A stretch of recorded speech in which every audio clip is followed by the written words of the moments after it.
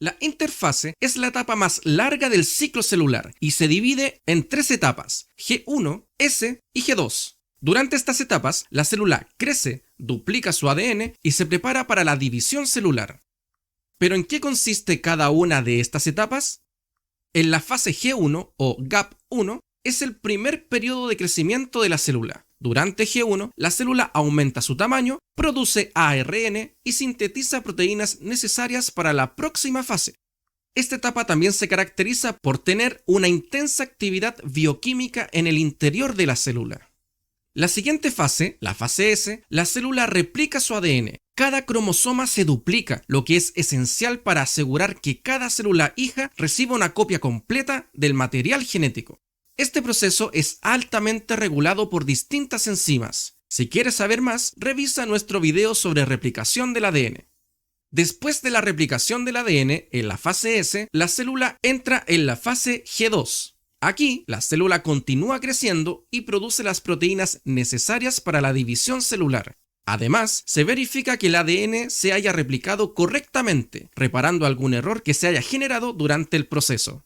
Pero, ¿podrían existir errores en las fases de la interfase? Para asegurar que cada fase del ciclo celular se complete correctamente, existen puntos de controles que regulan el proceso. Estos puntos de control actúan como guardianes que verifican que todo esté en orden antes de que la célula avance a la siguiente fase. Algunas proteínas reguladoras, como las ciclinas y las quinasas dependientes de ciclinas, CDK, juegan un papel crucial en estos controles. Por ejemplo, el punto de control G1 verifica el tamaño celular y el entorno externo antes de permitir que la célula entre en la fase S. El punto de control G2 asegura que todo el ADN se haya replicado de manera correcta antes de que la célula inicie la división celular. ¿Y qué pasaría si las células no tuvieran estos controles en cada fase?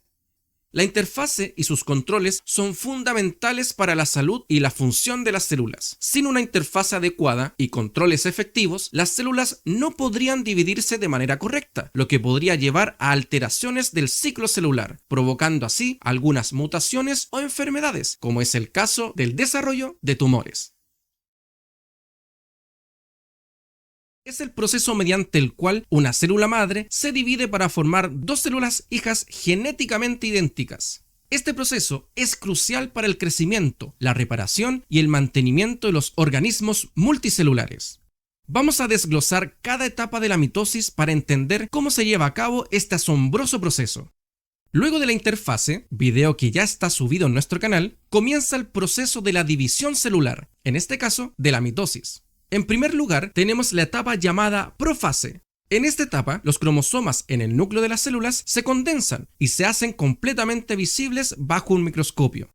La envoltura nuclear se desintegra y los centriolos, que son las estructuras celulares claves, se mueven hacia los polos opuestos de la célula. También se comienza a formar el huso mitótico, una estructura de microtúbulos que será crucial para la separación de los cromosomas. La segunda etapa, conocida como metafase, los cromosomas se alinean en el centro de la célula, en una región conocida como la placa metafásica o ecuatorial. Esta alineación asegura que cada nueva célula recibirá una copia exacta de los cromosomas. En la anafase, los cromosomas hermanos se separan y son arrastrados hacia los polos opuestos de la célula por el huso mitótico. Esta separación es vital para que cada célula hija tenga el mismo número de cromosomas.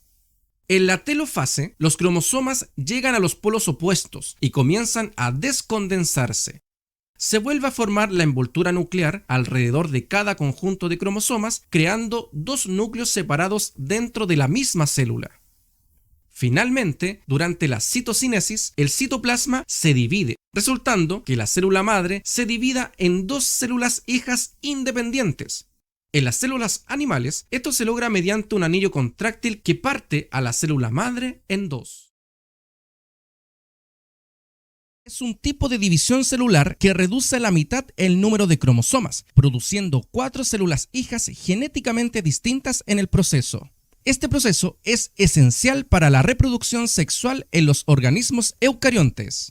Antes de comenzar a detallar cada etapa de la meiosis, es importante que sepas que este proceso inicia con una célula diploide y contenido genético replicado. Es por esto que se deben realizar 2 divisiones consecutivas del núcleo para que al final de este proceso tengamos células haploides y ADN sin replicar, es decir, células que se caracterizan por ser N y C.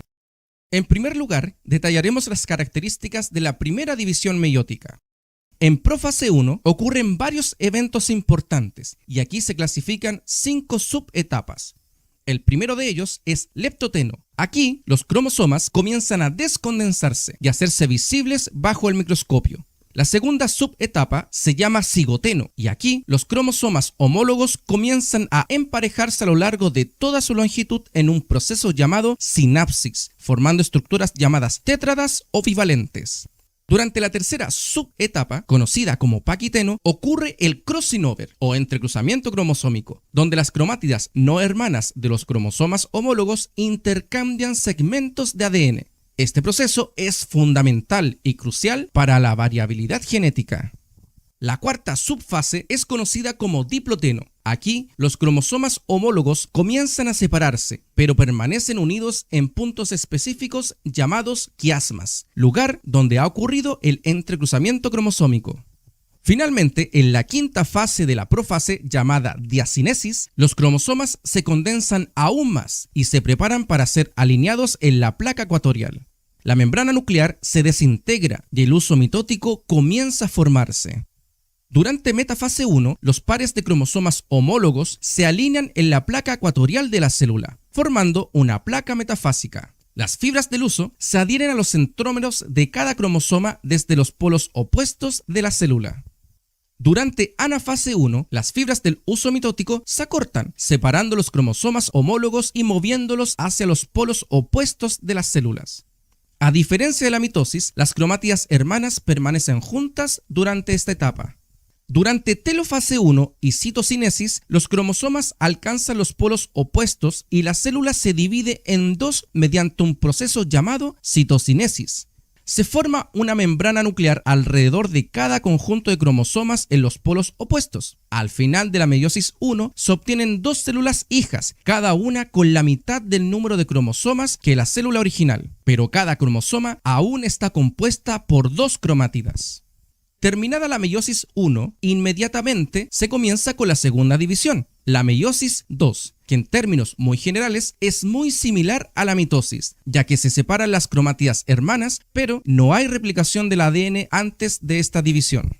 Durante profase 2, los cromosomas, cada uno compuestos por 2 cromátidas, se descondensan nuevamente. Se desintegra la membrana nuclear y se forma el huso mitótico en cada una de las 2 células hijas de la meiosis 1. Durante metafase 2, los cromosomas se alinean individualmente en el plano ecuatorial de cada célula. Las fibras del huso se adhieren a los centrómeros de las cromátidas desde los polos opuestos. Durante la anafase 2, las fibras del huso se acortan, separando las cromátidas hermanas y moviéndolas hacia los polos opuestos de cada una de las células. Este proceso asegura que cada célula hija recibirá un solo conjunto de cromosomas. Durante la telofase 2 y citocinesis, los cromosomas alcanzan los polos opuestos y la membrana nuclear se vuelve a formar alrededor de cada conjunto de cromosomas.